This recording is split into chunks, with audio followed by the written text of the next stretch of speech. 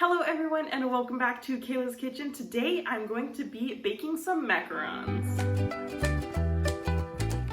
So making macarons has always been something that I've loved doing, but it can be kind of hit and miss. They're sort of hard to get right for such a simple recipe with such simple ingredients, and there's actually not a ton of work to do. They turn out wrong a lot. So I did something that absolutely terrifies me, and I developed my own macaron recipe. So up until kind of recently, I had never made a macaron recipe that was my own. I'd always just used other people's recipes, but I decided to try and develop my own macaron recipe when I was watching some videos from Dana De Stefano, because she just talks about how macarons are the perfect tea treat, and particularly in her mug collection videos. I was binge watching those the other day. She talks about how she has one of the David's Tea rustic mugs with the macarons on it, and it's so cute.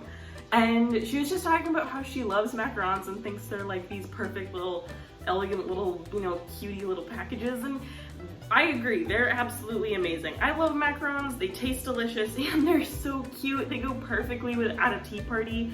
So I was like, you know what, let's conquer these fears, let's develop a macaron recipe. So let's get started.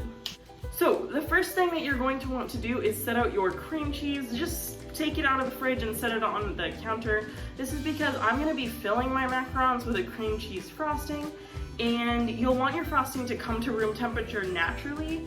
Unlike something like butter that's pretty easily able to microwave it to soften it, cream cheese, if you microwave it, it's not gonna just soften, it'll melt essentially. So you need this to come to room temperature naturally.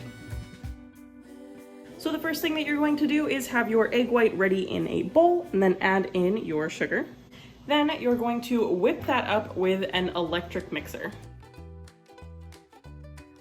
So whipping up your meringue should take a couple of minutes, but you should get these soft peaks that just kind of fall over once you pick them up with the whisk. So once you get to that point, you can add in your flavor and your food coloring. I am using this peach flavoring, and I'm going to add in about 12 drops. Then you can also add in your food coloring, and since I'm doing a peach flavoring, I'm gonna make an orange color. Then you can use your beaters once again to mix that all up. So now you're going to strain your dry ingredients over a sieve. So you're just going to put those in, and this is going to aerate the mixture and also get rid of any lumps. You can just gently tap it against your hand, and that will get all of the lumps out. And once you get to this stage, where you'll probably have some bigger chunks of almond flour, you can just use your spatula to gently push those through and just break them up. And then I like to be extra sure of getting all the lumps out of my mixture. So I'm going to, once again, sift this over my meringue. So I'm just gonna pour that over the bowl. And now here is the tricky part of macarons. So you're going to use a rubber spatula, and so you're gonna fold this together. And what that means is going gently around the side and pulling it through the middle. And what this is going to do is it's going to gently combine these together, deflating the meringue, and you will get the right consistency for your batter from this stage.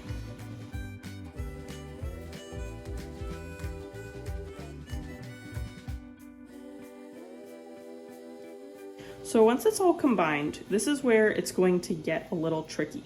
So you want to reach what's called the ribbon stage, and that's where your mixture is going to just sort of gently seep back into the rest of the mixture when it's dropped off of the spatula.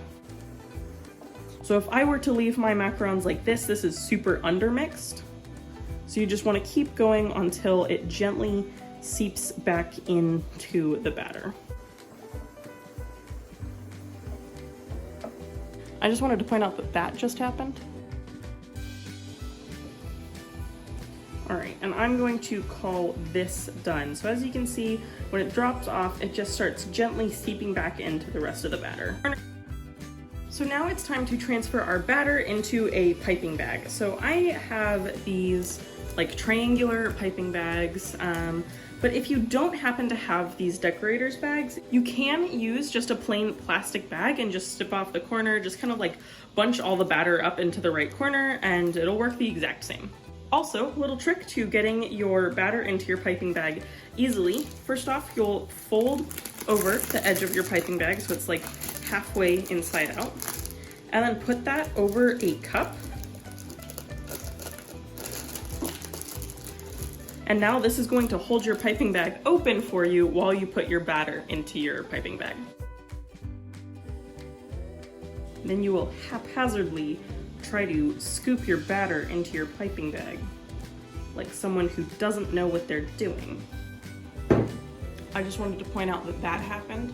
So I have this cookie tray lined with a silicone baking mat, and mine is made for macarons, so it has these pre-made little circles on it.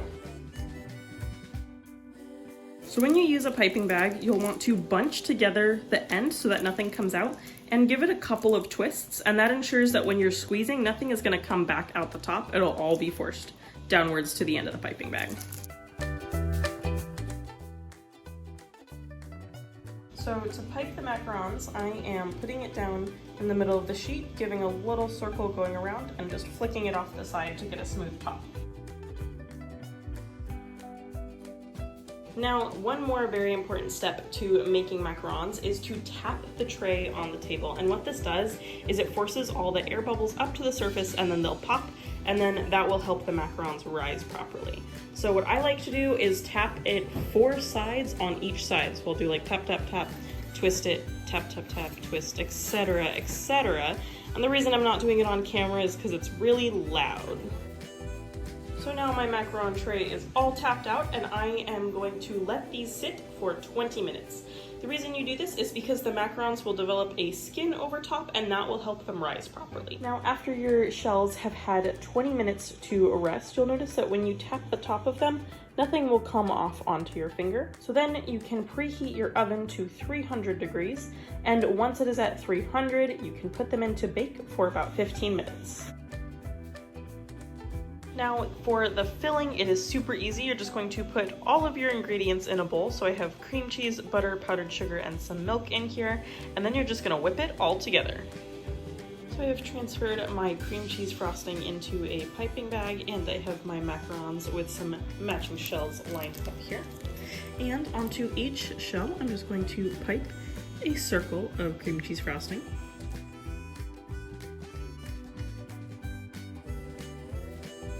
And then you can take your shell and just squish that right on top of the frosting. And there are your macarons. So that is how you make these delicious little peaches and cream macarons. Thank you so much to Dana for inadvertently inspiring me to make my own macaron recipe and then make these delicious little macarons. All the recipe ingredients will be in the blog post, which will be linked down below. But that is all for this episode of Kayla's Kitchen. Thank you so much for watching, and see you next time.